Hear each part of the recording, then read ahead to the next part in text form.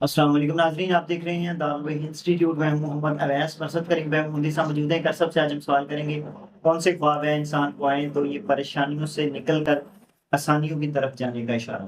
محمد صلی اللہ علیہ وسلم خواب میں دیکھنا، اسی طرح قرآن مجید کی تلاوت کرنا، خواب میں کوئی نور دیکھنا، اسی طرح خواب کے اندر انسان کعبہ بیت اللہ دیکھتا ہے، مسجد نبوی دیکھتا ہے، خواب کے اندر وضو کر رہا ہے، نماز پڑھ رہا ہے، سجدہ کر رہا ہے، اور اسی طرح سبز باغ دیکھنا، صاف پانی دیکھنا، چشمہ دیکھنا، اور اسی طرح ہرا بھرا کھیت دیکھنا، ہرا بھرا درخت دیکھنا، سیب دیکھنا۔